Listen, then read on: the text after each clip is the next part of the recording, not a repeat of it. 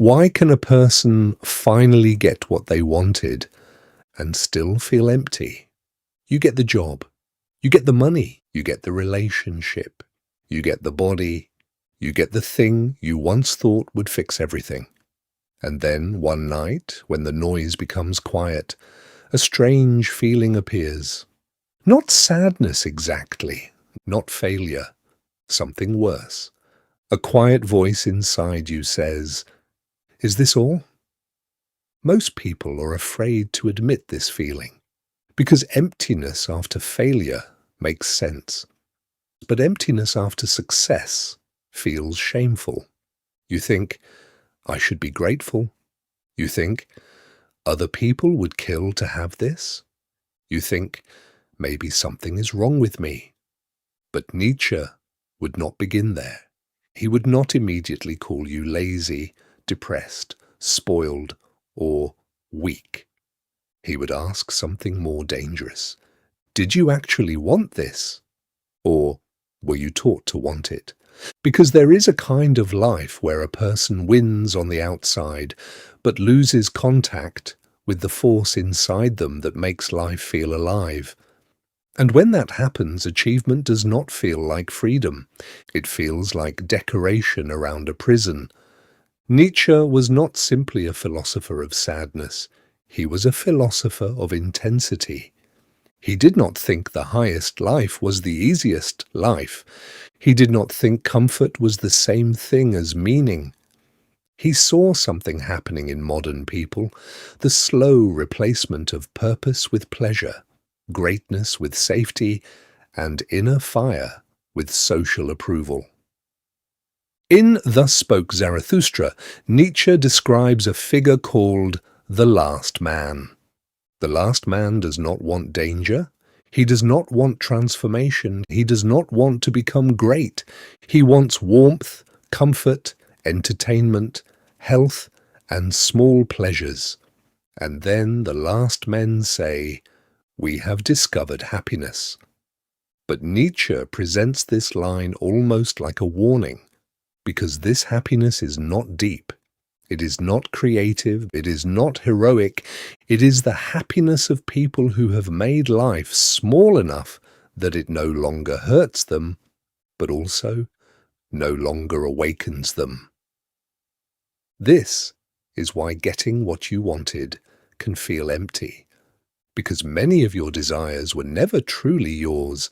They were installed by your parents, by school, by culture, by social media, by people who looked confident but were also lost.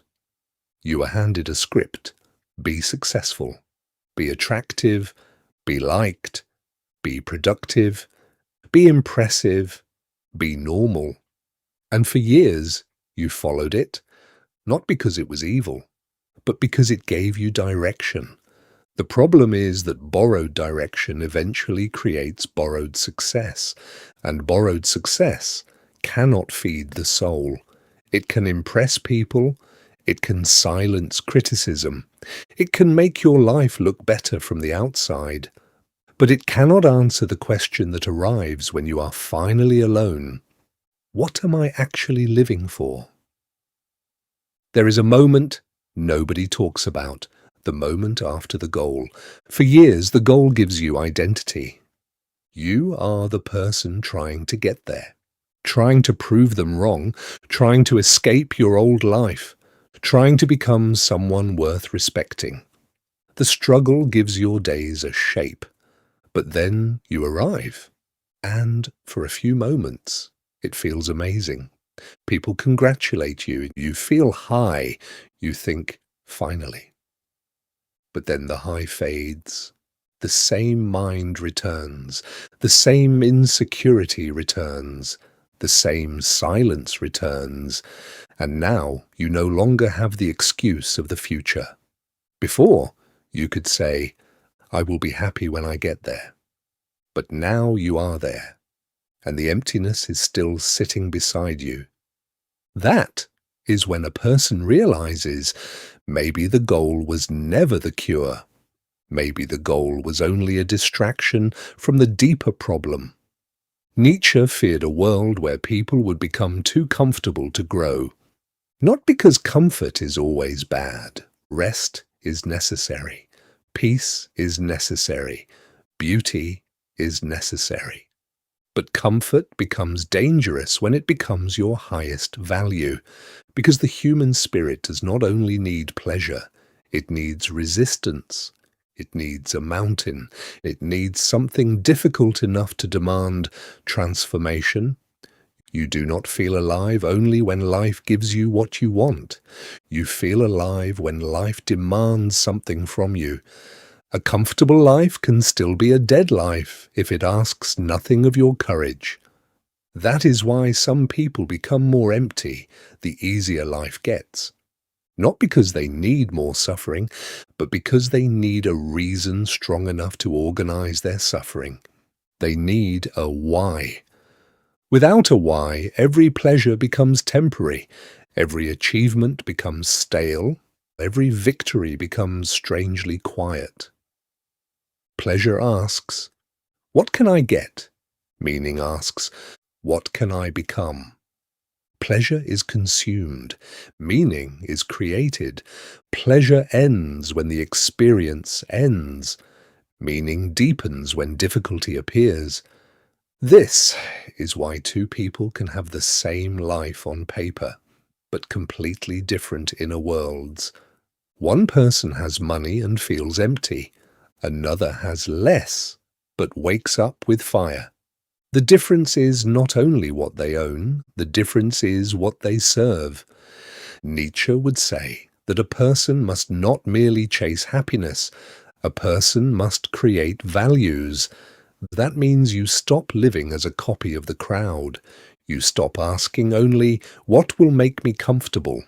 You start asking, "What pain am I willing to carry? What truth am I avoiding?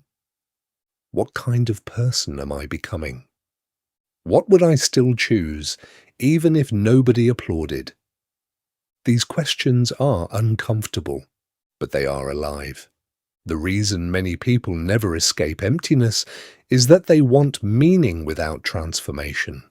They want purpose, but not sacrifice.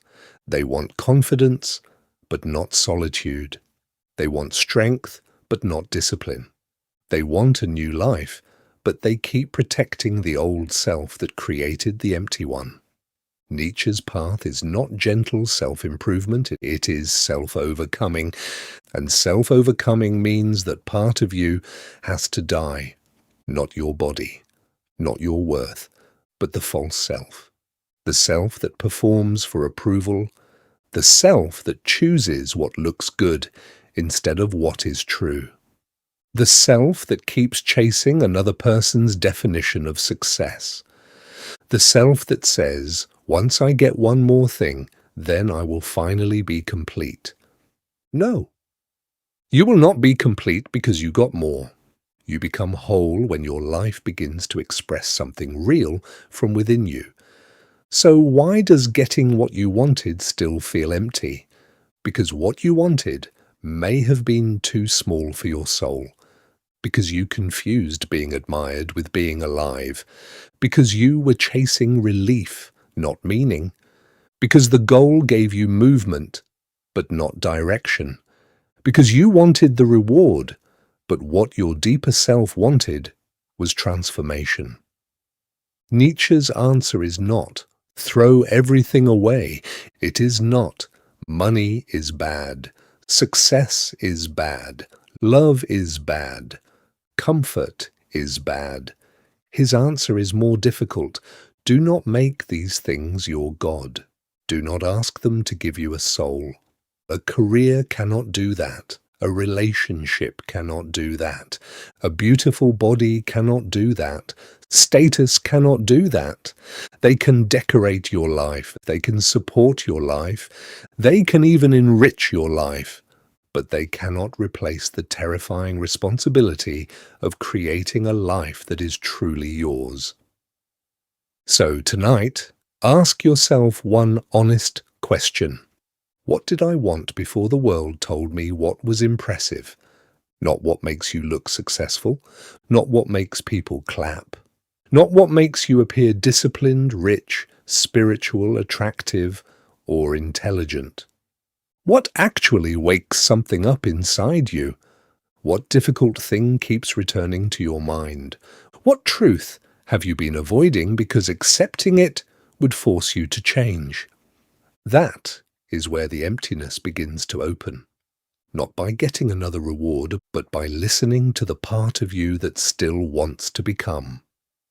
Nietzsche once wrote about needing chaos within oneself to give birth to a dancing star. That is not a cute quote. It is a warning. If you kill all chaos, all longing, all danger, all dissatisfaction, you may also kill the star. The emptiness you feel after getting what you wanted is not always a sign that life is meaningless. Sometimes it is the first honest signal that the life you built is too small. It is not telling you to give up. It is telling you to go deeper, to stop chasing symbols, to stop living as proof for other people. To stop asking comfort to do the work of meaning. Because the goal was never just to get what you wanted.